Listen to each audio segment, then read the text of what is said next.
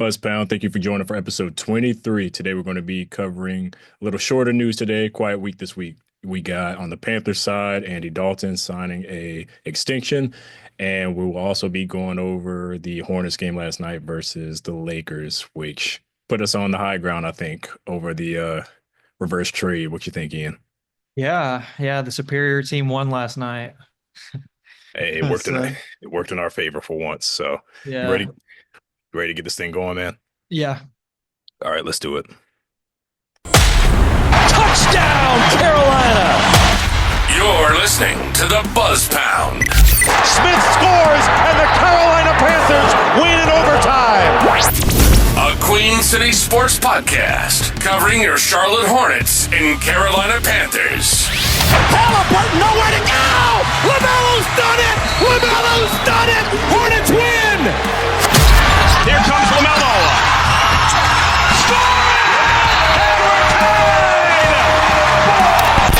Here are your hosts, Ian Blair and Cam Gardner.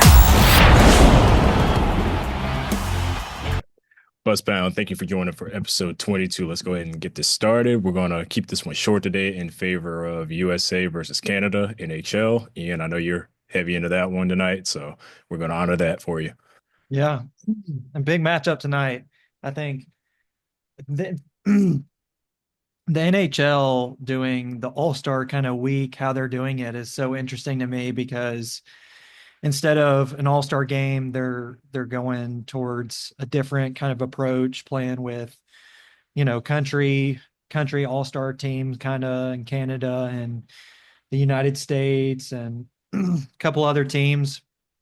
And I think that's an interesting way to do the all-star game, especially with how like the NBA has done it the past couple of years and now the NFL with the flag football.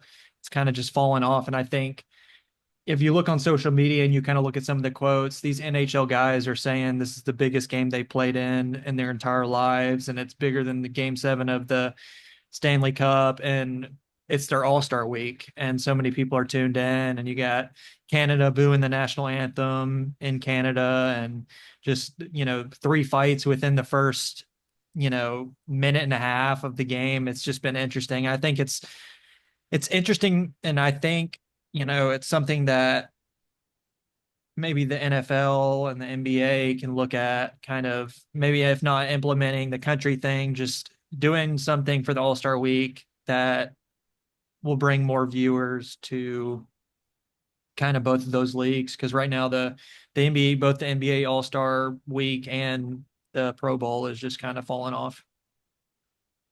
True that. And we literally just got off the weekend of the NBA All-Star game. And man, I don't know what it is, even with the new concept they made of the tournament, it still just did not do the trick. Yeah. I'm glad they made a change. I'm glad Adam Silver was willing to do that, but something's going to have to give. I mean, I don't know what it is. The only thing that was really exciting was arguably the three-point contest and really and truly the dunk contest more than anything. Mac McClung, 3 years in a row, first time ever. The kid is something different. I can't even say kid. I think he's older than both of us actually. But even that shows. I mean, you got to get a G League player to come in. You don't have all-star players competing in the dunk contest, but from the looks of it, it's looking like some stars are entertaining the thought. At least I know John Morant said something. I know Zach LaVine. I know even Giannis said something. That one's a little debatable there. I think he's a little too tall, but nonetheless, something's got to give. And same with the Pro Bowl. It's flag football. I mean, even when they were wearing pads, it was touch football at that point. Yeah. It's not even fun. So, and I know many people say they don't even watch Pro Bowl or NBA All Star or anything. So it's good to see the NHL doing something right with their All Star. Yeah. Yeah. And it's really not the traditional all-star, and it's surprising to me how big it's became. I was talking about it earlier today at work, and everybody was talking about just tonight that they'll have it on. Maybe they're not the biggest NHL fans, but they'll just have the game on because you saw the clips all over social media of the fights, especially, and then, you know, Canada booing the national anthem, just things like that. I mean, it brings attention to the NHL, and I think it's a great, kind of a great system that they're using this year, and it brings, lots at stake. Players are playing for their country, similar to obviously the Olympics, but it's just really cool. And I think it'd be cool if the NBA or, the NFL did something like that, or, kind of thought outside the box and did something different than just the traditional flag football game. And, kind of what the NBA does with I think the dunk contest is cool, but I think there is definitely room for improvement. I mean, I wouldn't even be opposed as far as the NBA goes doing. It's enough European professionals in the league where they could do USA versus, overseas or something like Yeah. that. I mean, and even those who were born there but spent most of their lives in the US, like Kyrie, he was born in Australia. So I mean, I'm just saying that can make it a little more competitive, at least kind of like the Olympics. I mean, you had a lot of guys playing for their countries or, whatever their whoever they were representing. So Yes. I think the NBA could do something because something's got to change because that was not fun at all. I was not entertained at all. And then you had LeBron. He I really wish he came out and decided not to play sooner because some other West player I'm sure was deserving of that spot. Thought that was a little selfish on in my personal opinion, but nonetheless, the game happened. I think the OGs won it. So, it would have been fun to see Steph, KD, and LeBron share the court together, possibly one more time, even though it's not the most competitive stage in the world, but at least where they could have did something entertaining. But nonetheless, it's come and gone. Like we said, NHL, at least they're doing something right. Hopefully, the NFL and the NBA both can, learn something off of this. Yeah. Yeah, for sure. Well, anyway, Cam, we definitely got a little bit of Panthers news this past week. We signed JJ Jansen to a 1-year deal, and he remains with the team as a long snapper. But the bigger news is the Panthers signed backup quarterback Andy Dalton to a 2-year, $8 million extension with $6 million in guarantees. So, what are your thoughts on that contract, and what's your opinion? Personally, I'm not upset about it. I like Dalton with us. I think he's a good mentor and backup quarterback for Bryce Young. He came in, he had at least one good game while Bryce was benched during last season. But obviously, Dalton is not, Cincinnati Dalton. That's long gone. But I still think he's a good quarterback to have in your locker room, especially when it comes to being a veteran and all that. Red Rifle, as he was known by, or still possibly known by. I'm happy for it. What they didn't overspend, kind of like you said in our text when I sent it to you. It didn't damage cap space and all that too bad. It gives us some depth in the locker room. I mean, he's a backup, obviously, so it's not a whole lot of depth. But in case he ever had to go in, he's not one I'm going to worry about throwing picks left and right. If we're toward the end of a game, let's just say if Bryce were to tweak something, they need to throw Dalton in real quick. I would be okay with him finishing out if we're winning a game. Yeah, yeah, for sure. I agree 100%.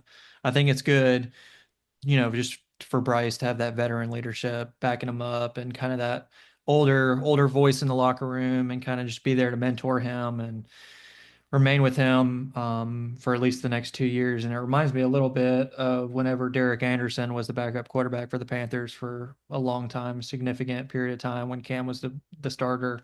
I think that was, good to just have that veteran backup, that Chase Daniels kind of guy that just, is reliable. And if he has to play a game or two here and there, you still have the potential to win. And also knows football and knows the scheme and knows the playbook really well, and can kind of be the voice on Bryce's shoulder, kind of telling him what he sees on this play, what saw on that drive, things like that.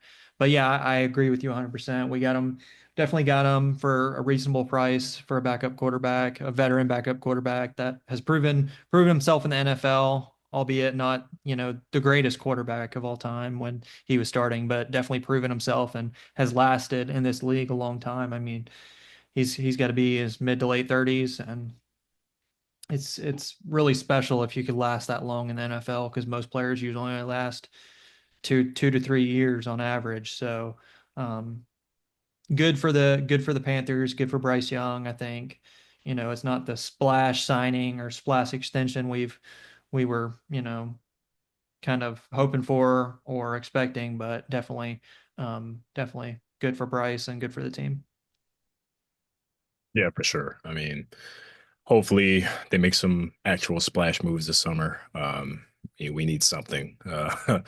We need to build on what we had last year. I mean, we were able to work with what we had toward the end. We were able to pick it up a bit, but still a lot more to be done. I want to be able to compete. I want us to be able to make a run for the playoffs again.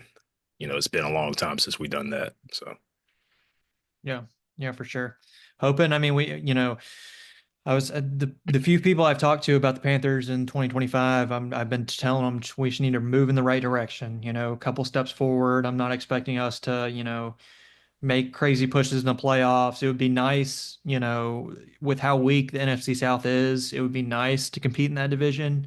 We haven't the past couple years, unfortunately, but this division is still wide open. It's one of the weakest in the NFL, if not the weakest, and it's not like, a crazy hard division. It's definitely one we can compete in. And as long as we take baby steps forward, whether it's 2 more wins, I would be super happy with 8 wins next year.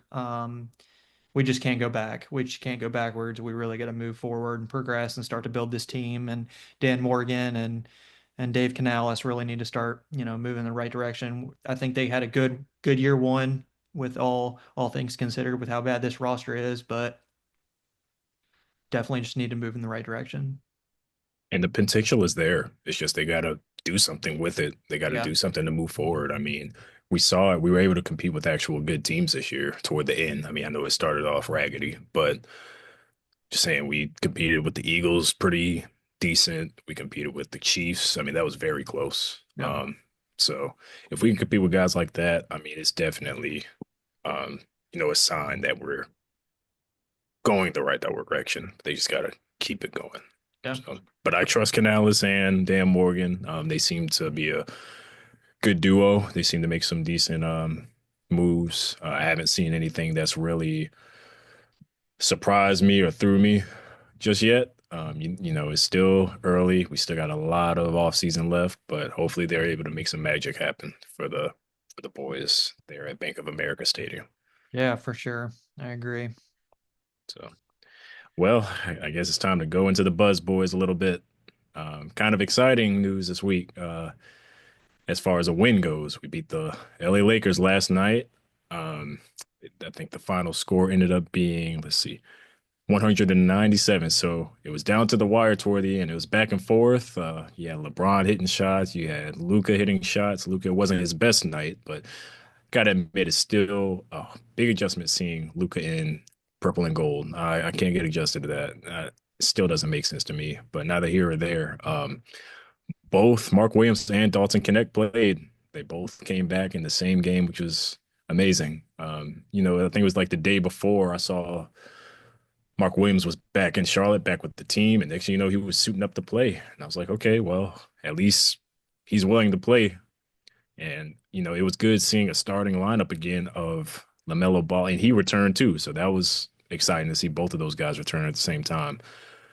We had a lineup of LaMelo Ball, Nick Smith Jr., Josh Green, Miles Bridges, and Mark Williams. And anytime you see that lineup, it makes you feel good here as a Hornets fan because it's been a long time since we seen that type of lineup. Usually the only star out there is, who's starting is Miles Bridges. And he steps up pretty good. I got to give it to him. He's finally found it this season. And I'm going to go into some quick stats here. Airbnb, they went off more so than anybody else in the game. LaMelo Ball with 27 points, 5 rebounds, 6 assists. Miles Bridges, 29 points, 6 rebounds, and 5 steals. So it just felt good to have that win because it had been a rough bit of weeks, especially when we lost LaMelo again. Hopefully, we say it every time. Hopefully, he can stay healthy and finish the season out. But I'm saying that, and here we go again with him and Mark Williams out tonight against Denver. Shouldn't surprise me. Not sure what that's about. Maybe they're just playing it safe. I don't know. But after last night, I don't see why they wouldn't play him. But what were your thoughts on the game overall? Yeah, I thought I was hoping for the best whenever I saw Mark Williams was going to play. I was kind of thinking I was like, this is his revenge game. He hasn't been with the team up until a couple days ago, and of course we play the Lakers and everything that's happened over the past couple weeks since the trade deadline. And I was like, man, this guy's about to go for 25 points. He did end up having a decent game with 10 points, 9 rebounds. Him and LaMelo. I saw a couple clips of them.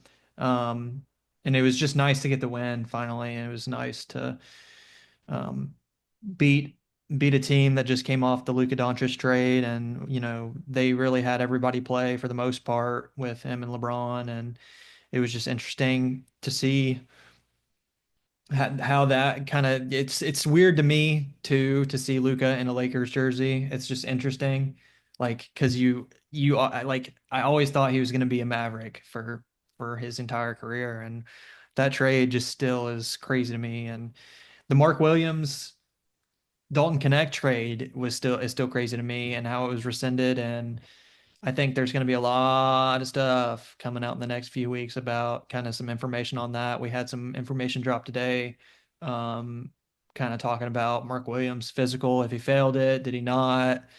Um, it's interesting. I think there's a little bit of definitely definitely a story there, I think, because I don't know 100% if he really failed that physical after reading some reports today, but definitely I think there's going to be some news in the next couple of weeks about that. Um, but yeah, it was nice to get back in the win column. Obviously, this team's sitting at 14 and 39. It's just another bad season of basketball, but you take the wins where you could get them, and I definitely appreciate this one. Although LeBron did have two missed threes late in the game to tie it, and definitely could have sent it to overtime or won it, but hey, I'll take it. I'll take it. No, for sure. Because I was definitely biting my nails those few times he had those threes. Because everybody knows he can make those shots like that. Mhm. And it was surprising to me that he missed two in a row. He made one to tie the game, and I thought he was going to possibly do it again to send it to OT. But thankfully, the basketball gods allowed Charlotte to win in LA. So, which is not often, especially the way this season is going. But hey, we'll take the win, like you said. Yeah, for sure. And obviously, as you mentioned, Mark Williams and LaMelo Ball are out tonight against the Nuggets on Thursday night.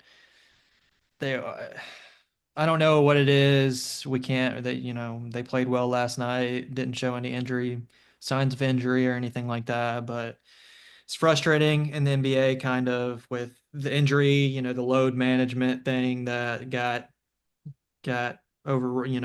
Outlawed and things like that. It's just, and these guys need to be playing more.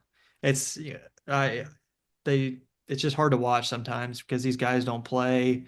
And yes, LaMelo has been hurt. He has injury history, and so does Mark Williams. But Mark had, what, 2 weeks off?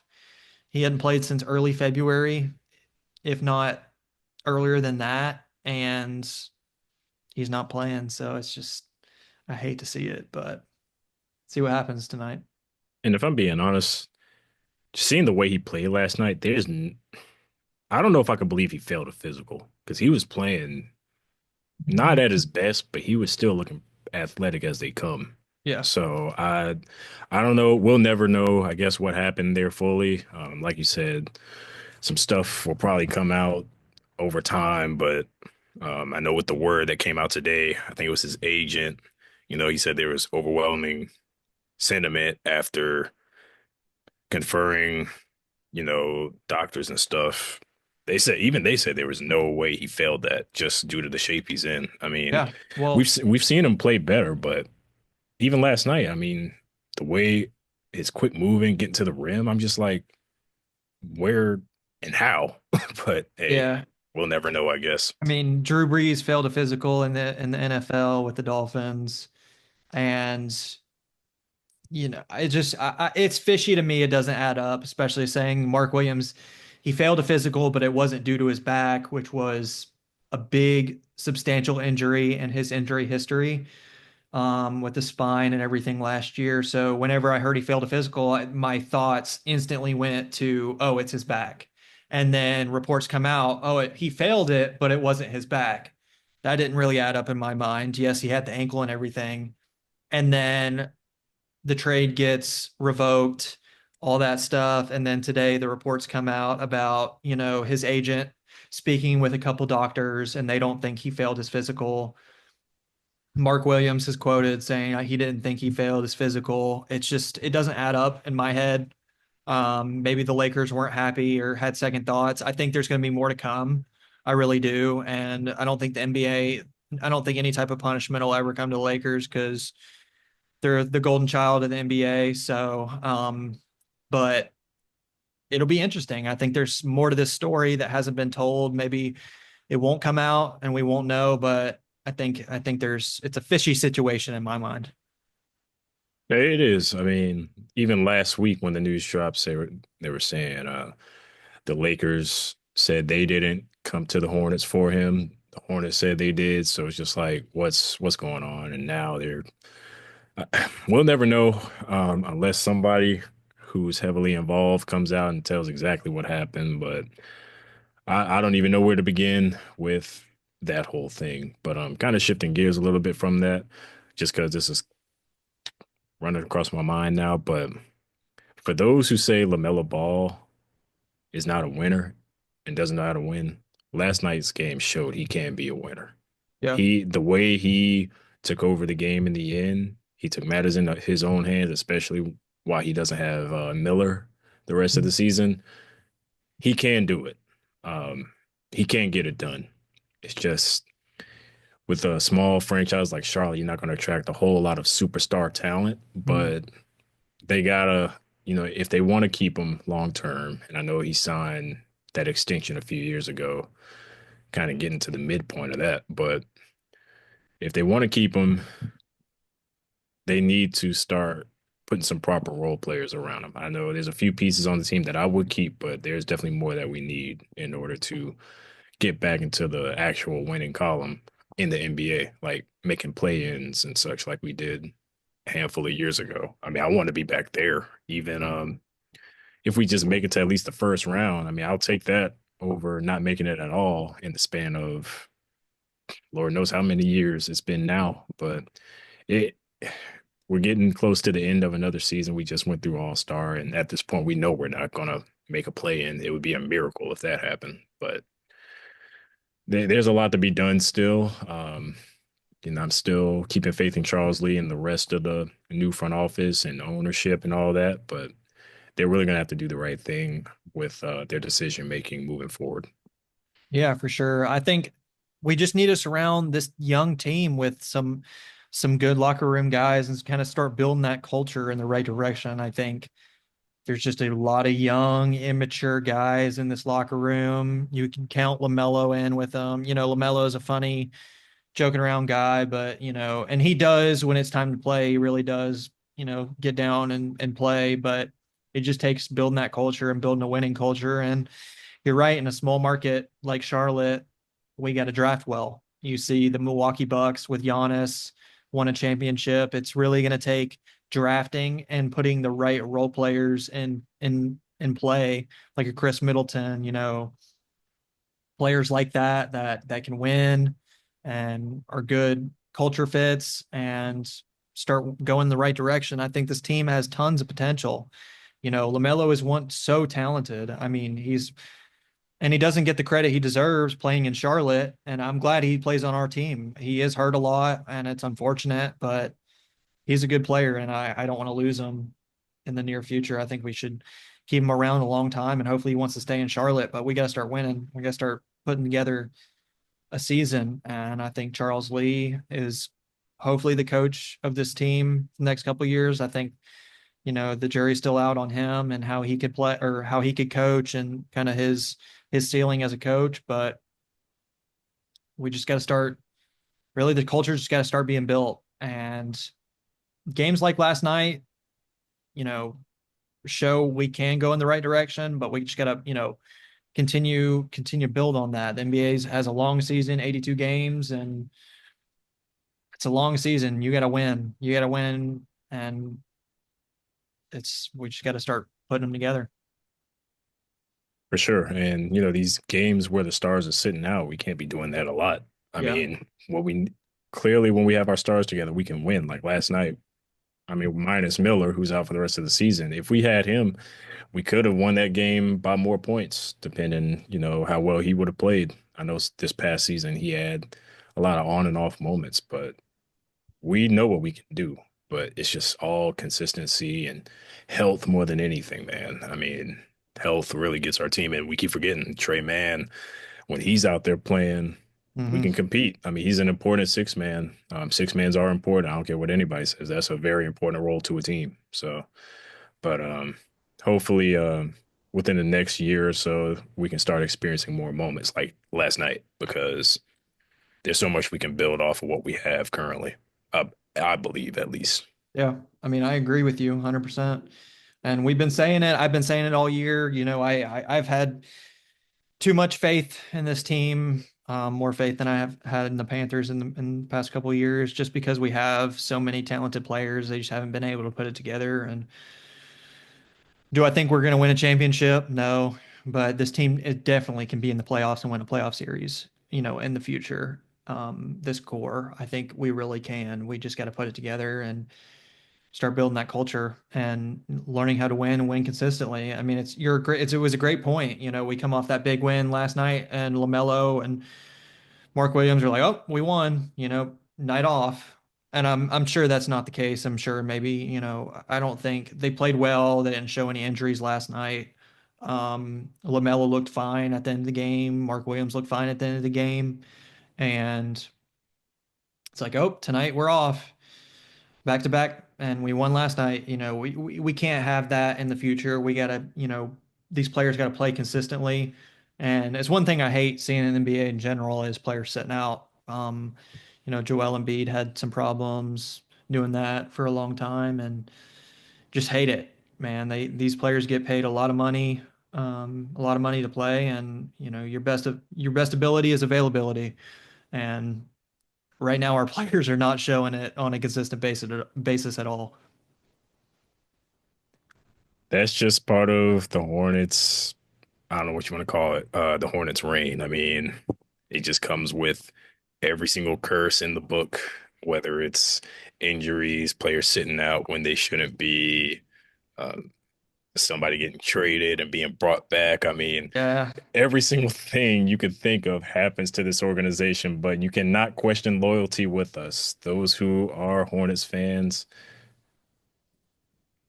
I say salute to us, because yeah, I don't think many people could do it. Most yeah. people got their teams, and they go for the winning teams. A lot of times it's like the Lakers or the Celtics or someone with winning culture around them, or even like the Heat or something from that era, from D Wade and LeBron and Bosh and them. So, but hey, one day we're gonna get there. We'll be saying it up until it happens, man. We might be Yeah. 60 and old and gray, but still be saying it. Some people might call us crazy, but we are fans of these teams, especially these Charlotte teams, man, and just want to get back to, enjoying, like, and I enjoy watching the team, but I don't like watching losing teams, and it's tough, man. It's tough talking about these teams. And man, too bad we're not a Philadelphia Eagles podcast right now, because we would have tons of stuff to talk about each and every week. There would never be a bad thing spoken on our podcast, but here we are just talking about how players are getting hurt every week and how we're trading for players, and then the Lakers changed their mind and he's back on our team. It's just laughing stock of the league right now, but we're loyal. Can't question that. Hey, all I can say is this is my response to anytime people talk about you know, winning teams and this and that, and folks like us going for a team like the Hornets. Somebody's got to be representation of the fandom for every team. Even if it's a bad team, there's somebody out there, and you got us who have a platform covering both of these teams. It takes a lot of nerve, but somebody's got to do it, and Yeah. I'm willing to do it. Yeah. Because I am a true. I bleed Charlotte. Um, Carolina blue, purple, teal, whatever it is, I will support my hometown to the day I die. So, um, until hopefully one day we can see it in our lifetime, the Panthers get a Super Bowl. I don't know if the Hornets will ever get a championship, but if we could just see them in the playoffs again, Man, if we can win a playoff series, that will be our championship right now. that's all I need. That is all I need just for us to get to that point. Yeah, yeah, for sure. And Well, oh, go ahead. no, you say what you were going to say. Okay, I was going to say one more thing, and it's just so sad because I feel like I almost grew up in the wrong time to be a Hornets fan because I always hear my dad and my uncle, shout out to them, when they used to go to Hornet games back around when they were still actually good, in the old original stadium before they left to go to New Orleans. They were, I think, Muggsy Bugs. I mean, it was Alonzo Mourning. I mean, Yeah. it was a pretty stacked team. They were in the playoffs, and it's just like ever since they came back, the whole Bobcat thing is, you hear the talk, so I'm just like, wow, this is the wrong time to be a Hornet fan. But hey, I'm still gonna support those guys. Hopefully, till the day we see them win a playoff series. So Yeah, I'll take it at this point. And yeah, I pretty much ever since I've been a fan, I've never seen good teams. I don't remember really much growing up. I remember the Bobcats and going to Bobcats games, but I don't remember them when they were originally the Hornets. Growing up and kind of looking back on the history and watching some of the highlights and stuff, you kind of get to appreciate it. But man, all I remember early on was the Bobcats, and then learned the history, and then we're back at the Hornets, and it's just been bad ever since, unfortunately. hey, I was just glad that the Bobcats got the Hornets naming rights back because I was Yeah. not a fan. I was not a Yeah. fan of that blue and orange. I'm just Yeah. glad we got all that back from New Orleans. Act like that never happened. So Yeah, for sure. Well, Buzz Pound, as always, we appreciate y'all joining us for episode 22 at this point, I believe.